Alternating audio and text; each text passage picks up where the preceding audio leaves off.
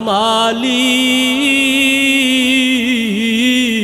জীবনে কত অন্যায় করেছি, অপরাধ করেছি, দয়া করিয়া আমাদের সব গুনাহগুলো ক্ষমা করে দাও।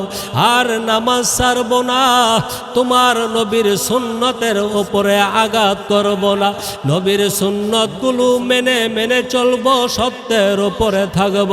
ও মালিক, যতদিন হায়াতে বাঁচাইয়া রাখবা ততদিন তুমি হেদায়েতের রাস্তায় চলায়ো আল্লাহ। এ মালিক, মৃত্যুর সময় তুমি কালেমা নসিব করিও, মৃত্যুর সময় তুমি ইমানটা আমলটা তুমি মজবুত রাখিও আল্লাহ। তোমার ওলির খাতার মাঝে নামটা লেখায়া দিও আল্লাহ। এইভাবে দোয়া করিও আর চোখের পানি ফালাইয়া আল্লাহর কাছে তওবা করিও।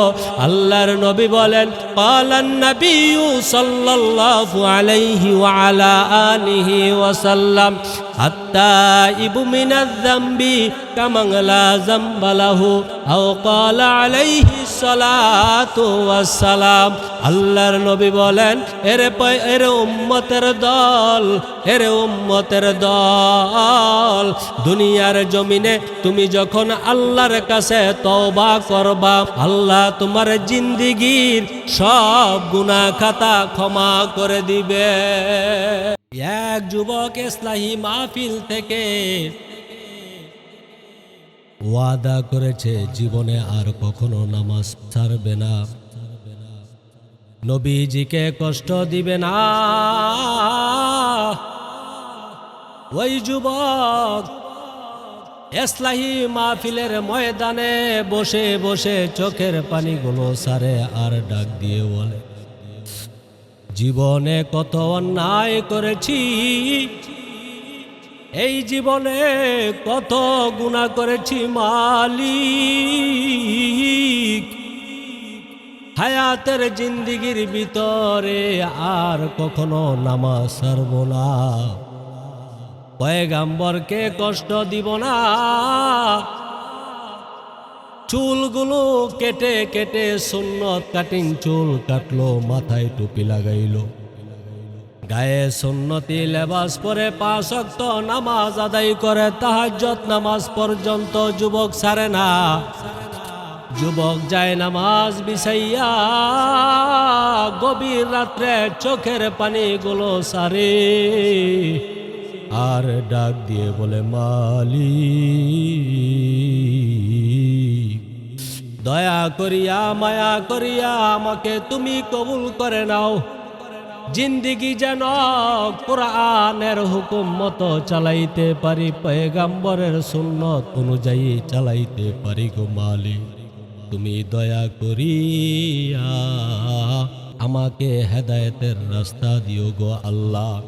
এইভাবে আল্লাহর কাছে দোয়া করে ওই যুবক দিলের ভিতরে পয়গাম্বরের মায়া চলে আসলো, নবীর সুন্নতের মায়া চলে আসলো। ওই যুবক আল্লাহর কাছে দোয়া করে করে বলে, ও মালিক, আমাকে মদিনা না দেখাইয়া মালাকুল মউত আজরাইল পাঠায়ো না, আমার স্বপ্ন যেন হয় সোনার মদিনা, আমার মনটা যেন রয় নুরানি রওজায়, আমার স্বপ্ন যেন হয় সোনার মদিনা, আমার মনটা যেন রয় নুরানি রওজায়। আমি আদম নবী, তুমি স্বপ্ন যোগে এসো, উম্মতি উম্মতি বলে অনেক ভালোবেসো।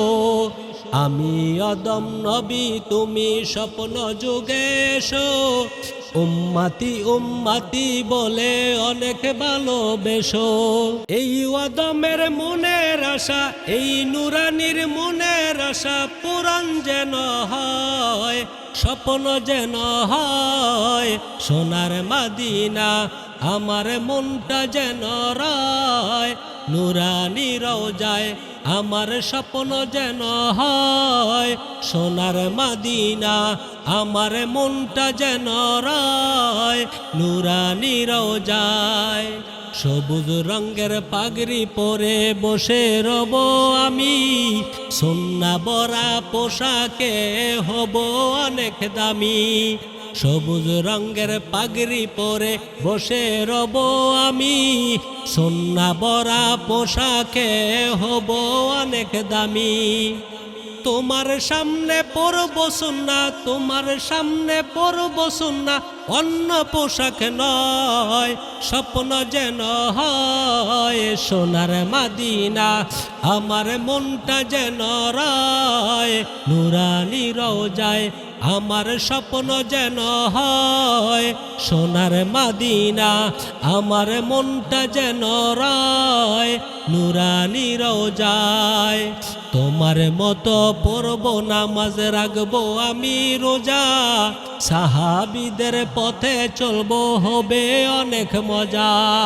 তোমার মতো পড়ব নামাজ রাখবো আমি রোজা, সাহাবীদের পথে চলবো হবে অনেক মজা। মধুর সুরে পড়ব কুরআন, মধুর সুরে পড়ব কুরআন, কেটে যাবে ভয়, স্বপ্ন যেন হয় সোনার মদিনা। আমার মনটা যেন রয় নুরানি রওজায়, আমার স্বপ্ন যেন হয় সোনার মদিনা। আমার মনটা যেন রয় নুরানি রওজায়। এরে মদিনার মায়ার নবীর আশিকের দল, একজন বড় পুলিশ অফিসার, তার নানির বাড়ি হলো গ্রামে। মা 5 ওয়াক্ত নামাজ আদায় করে রে, এমনকি ইশরাক নামাজ পড়ে, আউয়াবিন নামাজ পর্যন্ত পড়ে। তার সন্তানকে পড়ালেখা করাইয়া দামি দামি স্কুল ইউনিভার্সিটিতে পড়াইয়া তাকে বিশাল এক চাকরি করাইয়া দিল। ওই যুবকের চাকরি হয়ে গেল। ওই যুবকটা এখন মাসে লক্ষ টাকা বেতন পায়, টাকার কোনো অভাব নাই, সংসারে কোনো অভাব নাই। প্রতি সপ্তাহে বৃহস্পতিবার বাড়িতে চলে আসে। মা তাকাইয়া দেখে ওই সন্তান নামাজ পড়ে না, মাগরিব চলে গেল, এশার নামাজ পড়ে নাই, এমনকি ফজরের সময় চলে গেল, ঘুম থেকে ওঠে নাই। এরে মদিনার মায়ার নবীর আশিকের দল, সকাল 10টা বাজে যুবকটা উঠানের ভিতরে বেরাস নিয়া বেরাস করে। মা তাকাইয়া দেখে রে আমার সন্তান মাগরিবের নামাজ আদায় করে নাই, এশার নামাজও আদায় করে নাই, ফজরের নামাজও আদায় করে নাই। সকাল 10টা বাজে ঘুমে থেকে উঠল। মা ঘরের ভিতরে চলে গেল। ওইদিকে জুমার নামাজের আজান হয়ে গেল। সন্তান ঘুম থেকে উঠে না, জুমার নামাজ পর্যন্ত সে পড়ে নাই।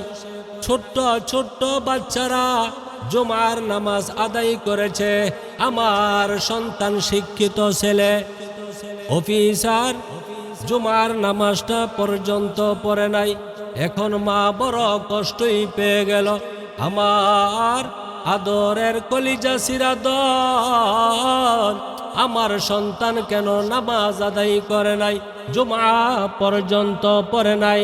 আমার সন্তান কিভাবে ওই কবরে সওয়ালের জবাব দিবে? মা সন্তানের কাছে চলে গেল। এরে সন্তান, তুই যে মাগরিবের নামাজ পড়ো নাই, এশার নামাজ পড়ো নাই, ফজরও পড়ো নাই, এখন যে জুমার নামাজ পর্যন্ত পড়ো নাই রে, তুমি কিভাবে ওই কবরের প্রশ্নের জবাব দিবা? সন্তান এখন বলে, এরে মা, কবরে কি প্রশ্ন করা হবে? মা বলে, হা, 3টা প্রশ্ন করা হবে। এখন ওই যুবক অফিসার ইমাম সাহেবের কাছে চলে গেল। এরে হুজুর, কবরে কি প্রশ্ন করা হবে? হুজুর বলে, হা করা হবে। যুবক বলে, কি কি প্রশ্ন করা হবে আমাকে একটু জানায়া দেন। ইমাম সাহেব বলে তিনটা প্রশ্ন করা হবে, মান রব্বুকা ওমান দীনুকা ওমান নাবিয়ুকা। ওই যুবক শিক্ষিত মানুষ মুখস্থ করে ফেলল কবরের প্রশ্ন, মান রব্বুকা ওমান দীনুকা ওমান নাবিয়ুকা। যুবক এখন ইমাম সাহেবকে বলতেছেন এই তিনটা প্রশ্নের জবাব কি হবে। ইমাম সাহেব ডাক দিয়ে বলে প্রথম প্রশ্ন করা হবে মান রব্বুকা, তার উত্তর হলো, জবাব হলো রব্বি আল্লাহ। দ্বিতীয় প্রশ্ন হলো ওমান নাবিয়ুকা, তোমার নবীকে, তার উত্তর হলো নবী মুহাম্মাদুর রাসূলুল্লাহ সাল্লাল্লাহু আলাইহি ওয়াসাল্লাম। তৃতীয় প্রশ্ন কি ওমান দীনুকা, তোমার দিন কি? হুজুর উত্তর জানায়া দিল দীনুল ইসলাম। ওই যুবকটা শিক্ষিত, মাথার ব্রেন অনেক ভালো, যুবক মুখস্থ করে ফেলল। বাড়িতে আসিয়া মার সামনে গিয়া বলে এরে মা, তুমি আমাকে নামাজের কথা আর বলিও না। নাউজুবিল্লাহ, বলেন না নাউজুবিল্লাহ। নামাজের কথা বলিও না রে মা, এখন আর কোনো টেনশন নাই, টেনশনের কোনো কারণ নাই। মা বলতেছে এরে সন্তান, এগুলো তুমি কি বলো? নাউজুবিল্লাহ নাউজুবিল্লাহ। তোমার কি হয়েছে? তোমার কি মাথা নষ্ট হয়ে গেল? তুমি কিভাবে বললা নামাজের কথা বলিও না? যুবক বলে রে মা, আমি কবরের তিনটা প্রশ্ন এবং প্রশ্নের উত্তর মুখস্থ করে ফেলেছি, ঠোঁটস্থ করে ফেলেছি। এর মা, আমাকে যখন জিজ্ঞাসা করা হবে মান রব্বুকা, তখন আমি জবাবে বলে দিব রব্বি আল্লাহ।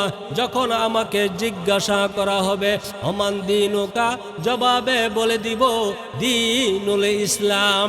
যখন প্রশ্ন করা হবে ওমান নাবিয়ুকা, তোমার নবীকে, আমি জবাবে বলে দিব নবী মুহাম্মাদুর রাসূলুল্লাহ সাল্লাল্লাহু আলাইহি ওয়াসাল্লাম। এরে মা, আমি এই প্রশ্নগুলো মুখস্থ করেছি, এই প্রশ্নের জবাবগুলো ঠোঁটস্থ করে ফেলেছি। ফেরেশতারা প্রশ্ন করবে, সাথে সাথে জবাব দিয়ে ফেলবো। এরে মা, তোমার টেনশনের কোনো কারণ নাই, তুমি টেনশন করিও না, নামাজের কথা আর বলিও না। মা গ্রামের মানুষ 5 ওয়াক্ত নামাজ আদায় করে, এমনকি সকাল সন্ধ্যা কোরআনটাকে খুলে খুলে মা মধুর সুরে কোরআনটা তেলাওয়াত করে। এখনো এই আপনাদের সিলেটের জমিনে বহু মা আছে, সকালে কোরআন তেলাওয়াত করে, সন্ধ্যায় কোরআন তেলাওয়াত করে। এই সিলেটের অনেক মা কোরআনটাকে বুকে জড়াইয়া জড়াইয়া চোখে লাগায়, মুখে লাগায়, কপালে লাগায়। এইভাবে কোরআনটাকে মোহাব্বত করে করে সে কোরআনকে ভুলে যায় না। ফজরের পরে কোরআন তেলাওয়াত করে বহু মা, মাগরিবের নামাজের পরে কোরআন তেলাওয়াত করে, এমনকি তাহাজ্জুদ নামাজ পড়ে পড়ে কোরআন তেলাওয়াত করে। এখন তো আপনাদের সিলেটের অনেক মা কোরআনের আওয়াজ দেয় না, কোরআন শোনা যায় না। এখন ঘর থেকে শোনা যায়, ইউটিউবে গান শোনা যায়, ফেসবুক নিয়ে ব্যস্ত, টিভি বেসিয়ার নিয়ে ব্যস্ত। নামাজের খবর নাই, কোরআন তেলাওয়াতের খবর নাই, জিকির আজকারের খবর নাই। আছে না নাই? ওই মা 5 ওয়াক্ত নামাজ আদায় করে। ও সিলেটের মা বোনেরা, পর্দার আড়ালের ভিতরে যারা মাইকের আওয়াজ শুনতেছেন, আপনাদেরকে জানায়া যায় এই দুনিয়া থাকার জায়গা না। পয়গম্বর রাহমাতুল লিল আলামিন জানায়া গেলেন এই দুনিয়াটা হলো ক্ষণস্থায়ী, আর আখিরাত হলো চিরস্থায়ী। এই ক্ষণস্থায়ী দুনিয়ার জন্য তুমি চিরস্থায়ী আখিরাত বরবাদ করিও না। এরে মা, গভীর মনোযোগ দিয়ে শোনো, এরে যুবক ভাই আমার, মুরব্বী বাবারা আমার, দিলের কানটা লাগাইয়া এখন শোনো। মা সন্তানকে ডাক দিয়ে বলে, এরে সন্তান, তুই হলি আমার কলিজা সিরাদন, তুই এগুলো কি বলো, আমার কথাটা 2 মিনিটে একটু শোনো। মা এখন সন্তানকে বলতেছে, রে সন্তান, গভীর মনোযোগ দিয়ে তুমি আমার কথাগুলো শোনো রে সন্তান। একজন চেয়ারম্যান সে ময়না পাখি কিনল, গেইটের কাছে সুন্দর করে খাঁচা বানাইল ময়না পাখির জন্য। চেয়ারম্যান সাহেব ময়না পাখিকে শিখাইয়া দিল, এরে ময়না পাখি, যখন এই গেট দিয়ে আমার জনগণ আসবে, ইউনিয়নের লোকগুলো আসবে, তখন তুমি সালাম দিবা। ওই ময়না পাখিকে সালাম শিখানো হলো, আসসালামু আলাইকুম ওয়া রাহমাতুল্লাহ। চেয়ারম্যান ময়না পাখিকে আরো শিখাইয়া দিল, বলবা তুমি আপনারা কেমন আছো। ময়না পাখি শিখে নিল, আবার জানায়া দিল, শিখাইয়া দিল, তাদেরকে তুমি বলবা চেয়ারম্যানের মেহমান খানায় গিয়ে বস। ময়না পাখি শিখানো কথা মুখস্থ করে ফেলল। এখন চেয়ারম্যানের বাড়িতে যেই মানুষগুলো আসে, ময়না পাখি এখন সুন্দর করে সালাম দেয়, আসসালামু আলাইকুম ওয়া রাহমাতুল্লাহ। মানুষগুলো আনন্দ পেয়ে পেয়ে ময়না পাখির দিকে চেয়েছে, মুহাব্বতের সাথে হাসে আর সালামের উত্তর নেয়, ওয়ালাইকুম আসসালাম ওয়া রাহমাতুল্লাহ। এবার ময়না পাখি বলে, আপনারা কেমন আছেন? সবাই আনন্দের সাথে বলে, আলহামদুলিল্লাহ, আলহামদুলিল্লাহ, আমরা ভালো আছি। কেউ যদি জিজ্ঞাসা করে আপনি কেমন আছেন, তাহলে জবাবে বলতে হবে আলহামদুলিল্লাহ, আল্লাহ পাক অনেক ভালো রেখেছেন, আলহামদুলিল্লাহ, শুকরিয়া আদায় করতে হবে। পারবেননি? এরে সিলেটের বাবারা, গভীর মনোযোগ। এখন ওই ময়না পাখি মানুষদেরকে বলে, যান চেয়ারম্যানের মেহমান খানায় গিয়ে বসেন। মানুষগুলো বলা বলি করে, ময়না পাখি কি সুন্দরভাবে কথা বলে, সালাম দিল, জিজ্ঞাসা করলো আমরা কেমন আছি, যান চেয়ারম্যানের মেহমান খানায় গিয়ে বসেন। এইভাবে পুরাটা ইউনিয়নের ভিতরে সরাসরি হয়ে গেল। চেয়ারম্যানের ময়নায় কথা বলে, সমগ্র ইউনিয়নের ভিতরে সরাসরি হয়ে গেল। চেয়ারম্যানের ময়না পাখি কথা বলে। 2 জন বন্ধু চায়ের দোকানে, একজন বন্ধু আরেকজনকে বলে, শুনছ রে, চেয়ারম্যানের ময়না পাখি কথা বলে। আরেক বন্ধু বলে, না না, চেয়ারম্যানের ময়না পাখি কথা বলে না, সে বুলি বলে, শিখানো কথা বলে। ওই বন্ধু বলে, না, চেয়ারম্যানের ময়না পাখি কথা বলে। এখন বন্ধু বলে, যদি কথা না বলে, শিখানো কথা বুলি বলে, তাহলে তুমি কি করবা? 500 টাকা খাওয়াবো। ওই বন্ধু বলে, যদি কথা না বলে, তাহলে আমি তোমাকে 500 টাকা খাওয়াবো। সিলেটের ভিতরে আসেনি এমন বাজি ধরে, বাজি ধরা কিন্তু হারাম, জুয়া ধরা হারাম। কথা বলেন ঠিক কিনা? এরে সিলেটবাসী, অত্যন্ত দিলের কানটা লাগায়া শোনো। বলল বিকালবেলা চলো চেয়ারম্যানের ময়না দেখি কথা বলেনি। ওই বন্ধু বাড়িতে একটা সুন্দর একটা বিড়াল পালতো, বিশাল বড় বিড়াল। ওই বিড়ালটা গামছার ভিতরে নিয়া চললো, বন্ধু চলো চেয়ারম্যানের বাড়িতে যাব। ওই চেয়ারম্যানের গেইটে যাওয়ার পরে, গেইটের সামনে আসার পরে রে বন্ধু ওই গামছার ভিতর থেকে বিড়ালের চেহারাটা বাহির করলো। ময়না এখন দেখে বিড়াল দেখা যায়।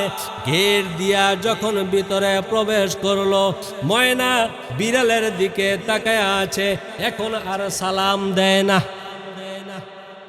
জিজ্ঞাসা করে না কেমন আছো, এই কথাও বলে না। যাও যাও চেয়ারম্যানের মেহমান খানায় গিয়ে বসে। ময়নার নজর এখন বিড়ালের চেহারার দিকে।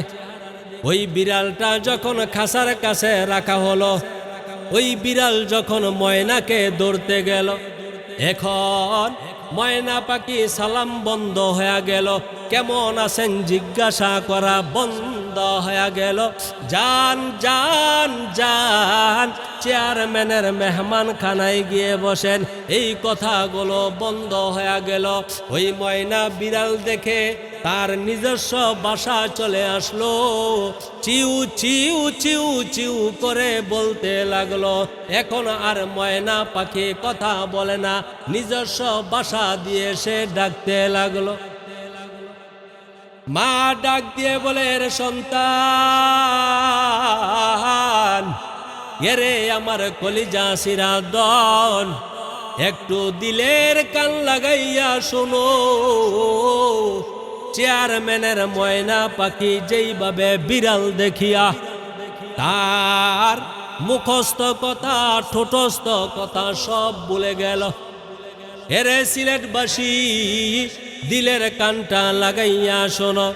ওই মা সন্তানকে বলতেছে, এরে আমার কলিজা সিরাদন, যখন তোমার সামনে মালাকুল মউত আজরাইল ফেরেশতা আসবে, তার মাথা থাকবে আসমানে, পাও দুইটা সাত তবক জমিনের নিচে, এক হাত মাগরিবে আর এক হাত হলো মাশরিকে। তার চক্ষু দুইটা বিশাল বড় দিঘির মতো নীল রঙের থাকবে। চুলগুলো দিয়া আগুন বাহির হবে, পশম দিয়া আগুনগুলো বাহির হবে। আজরাইলকে দেখার পরে তার কলিজাটা শুকায়া যাবে।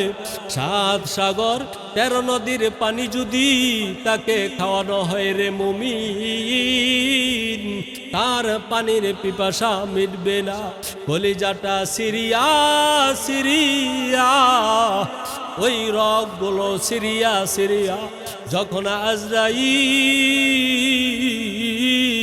তার রুহটা নিয়ে যাবে, সেই ব্যথা বেদনা মৃত্যুর কষ্ট সেই সইতে পারবে না। কিছুক্ষণ পরেই তাকে কবরে রাখা হবে। ওই কবরের ভিতরে 2 জন ফেরেশতা আসবে। ওই ফেরেশতাদেরকে দেখিয়া তার কলিজায় আর পানি থাকবে না। ওই ফেরেশতারা যখন জিজ্ঞাসা করবে মান রব্বুকা, সে বলবে লা আদরি, আমি কিছুই জানি না। তার মুখস্থ কথাগুলো বলে যাবে। ওই ফেরেশতারা যখন জিজ্ঞাসা করবে অমান দিনুকা, সে জবাবে বলবে লা আদরি। যখন তাকে প্রশ্ন করা হবে অমান নাবিউকা হাজার রাজুল, নবীর ছবি মুবারক দেখাইবে, সে কিন্তু চিনতে পারবে না, বলবে আমি চিনি না, লা আদরি, আমি কিছুই জানি না, আমি কিছুই জানি না, আমি কিছুই জানি না। ফেরেশতারা চলে যাবে। আল্লাহ পাক রব্বুল আলামিন ডাক দিয়ে বলবে, এরে ফেরেশতারা, এই নাফরমানের কবরে জাহান্নাম থেকে বিছানা আনিয়া ফেলো। জাহান্নাম থেকে বিছানা বিছায়া দিবে, আগুনের বিছানা, লোহার বিছানা। আবার ফেরেশতারা উপরে আরেকটা লোহার বিছানা ফালাইয়া, তার উপরে ফালাইয়া চতুর্দিকে প্যারাক মেরে মেরে মেরে মেরে জাহান্নাম থেকে রাস্তা করে দিবে, আগুন ধরায়া দিবে। এরে পৃথিবীর মানুষ, সিলেটের মা বোনেরা আমার, যুবক ভাইয়েরা আমার, বৃদ্ধ বাবারা আমার, একটু দিলের কান লাগাইয়া শুনো। ওই কবরের আযাব তুমি কিভাবে সইবা? ওই কবরের ভিতরে সেই আগুনগুলো কিভাবে সইবা? পয়গম্বর রাহমাতুল লিল আলামিন জানায়া দিলেন, আল কবরু রাউযাতুম মির রিয়াজিল জান্নাহ আও হুফরাতুম মিন হুফারিন নার। তুমি যদি নেককার পরেজগার হইয়া ওই কবরে যাইতে পারো রে মুমিন, ওই কবরটা হবে তোমার জন্য জান্নাতের বাগান। আর যদি ওই কবরের ভিতরে গুনাহ নিয়া ওই কবরের ভিতরে যাও, ওই কবরটার ভিতরে 70 থেকে 99টা সাপ এসে ভরে যাবে। ওই কবরের ভিতরে জাহান্নাম থেকে রাস্তা করে দিবে।